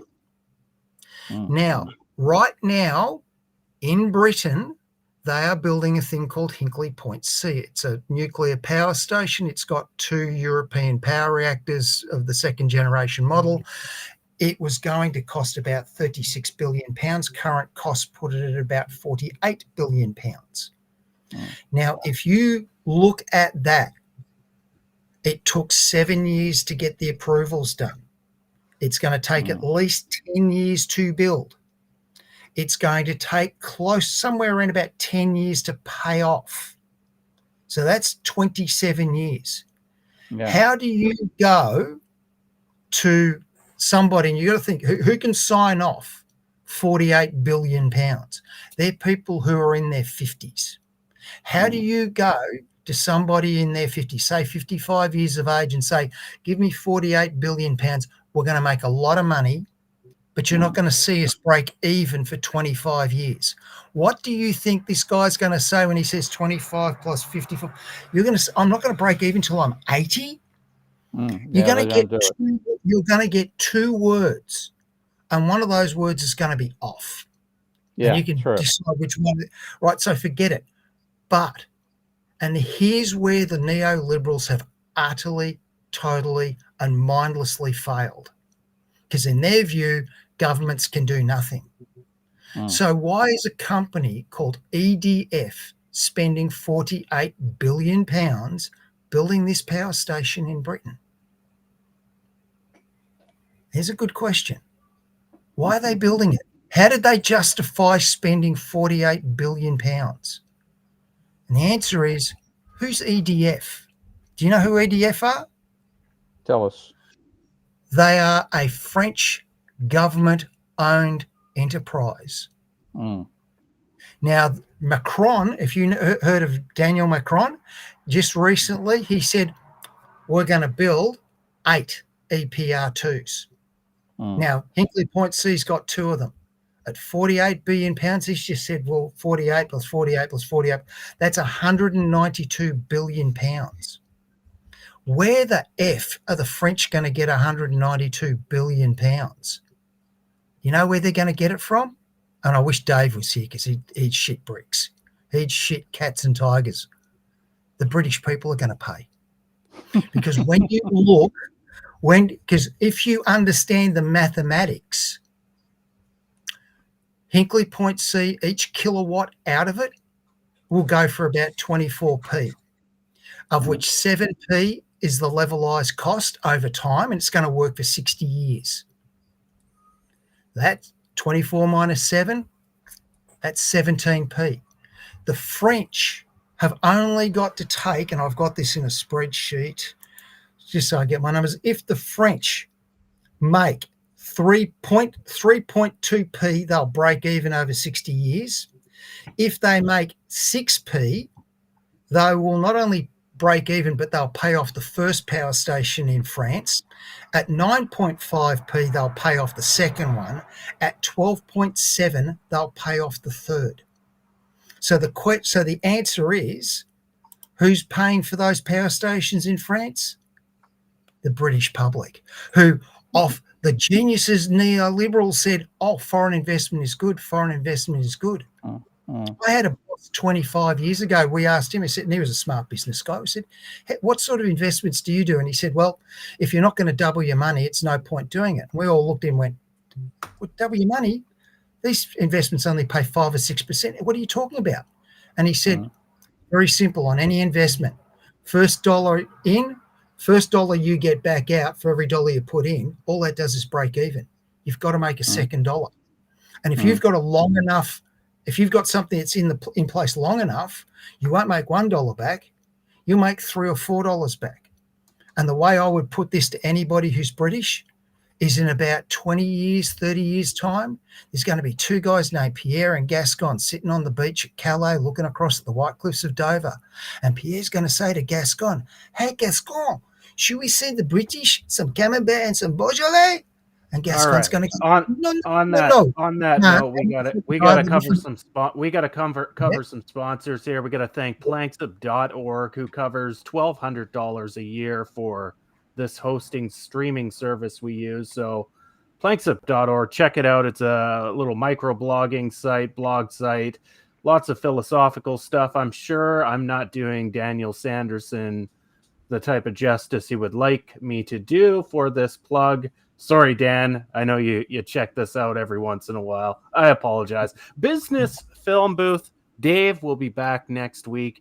He can make you look pretty on camera. He set me up, with all different lighting techniques that make me look really cool. So check that out. businessfilmbooth.com. You can find Professor Steve Keen, your Substack, your Patreon, basically all of your posts are mostly free, so you don't necessarily have to pay. Although, considering Steve has engaged me with the economic community to a point where I am now employed and make a lot of money because of the things he taught me, it might be a good idea if you throw him a few bucks a month to his Patreon, because he could change your life too. You can find me on my Patreon, Relearning Economics. You can find me on appliedmmt.com. Mike, he's the actual professional here. You can actually just go to school and get an education at WPI and learn some real economics there. He's also got a YouTube page, youtube.com/trending cycles. Check it out. Learn some system dynamics. Be a systems thinker with everything you do in life, including your analyzation of economics. Any final thoughts, Mike? And then I'll go to Steve, and then I'll go to Tony. Well, I think Tony's right. We need to consider energy putting it into our models correctly. We got to consider limits. That requires non-linearities. It requires simulation modeling. Shame on the economics profession for not, heretofore doing that. There's reasons for that, mindsets, as well as teaching the younger people how to succeed, the path-dependent process. It's kind of hard to break out of that. And let's go make a new university or educational entity to teach economics properly. Steve? Yep, couldn't agree more with Mike on that front. We need forget about university education and economics. The best thing, if you're interested in economics, don't study it at university. Find an online system, find Mike's work, find what Ty's doing, find what I'm doing, and learn that way. And you will be able to think about the economy without being polluted and limited by a neoclassical framework. It's tragic, but after 50 years of trying to fight the economists in the university sector, I realize there's no way of beating them. They're locked in. They define the discipline. They won't let anything else be done. You've got to learn it outside the university sector. And there are now enough institutions that can do that. That's one great advantage of the online world. So I've got my own courses I'm putting on there, which I've got a link. I put book.stevekeenfree.com. It'll get you into the marketing. Please put up with it. Sign up, join in, and you'll thoroughly enjoy the lectures I'm giving there. And I hope at some stage once I get approved, there's taken 10 months to get to the first stage and about a second 10 months to get, not even getting to the third stage, I might be able to put that on Twitter, and I'll do live courses on Twitter. But forget about learning economics at university. It'll teach you the equivalent of Ptolemaic astronomy. You don't need to know it. I'm going to give a quick plug to my. I'm just going to final thought. Hey, Tony.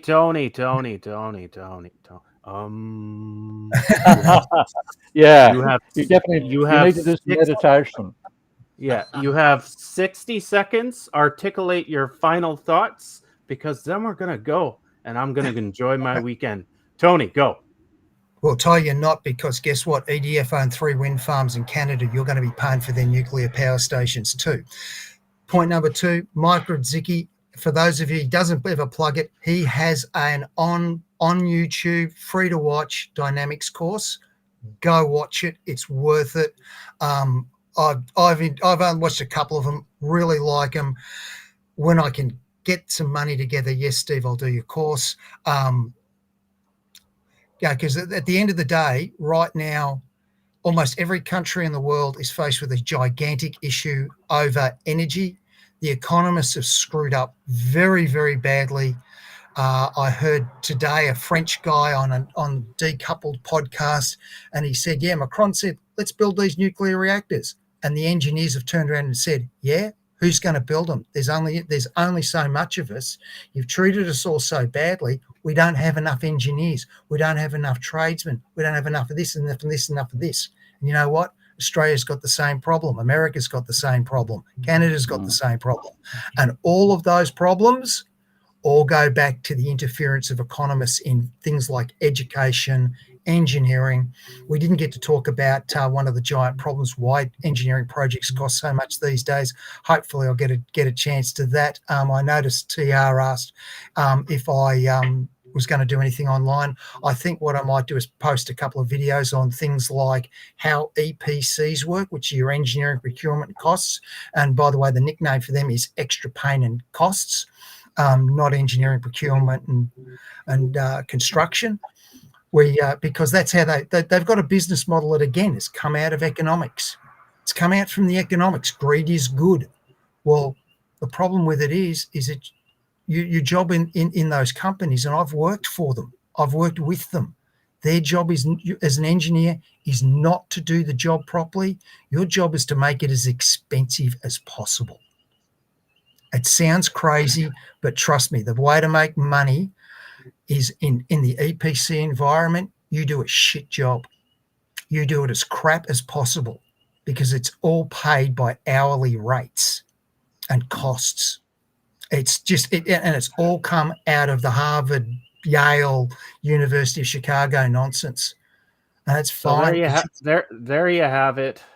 Economists get in the way of engineers. Fuck them all. We're going to see you next week. Thank you for tuning in. Bye-bye.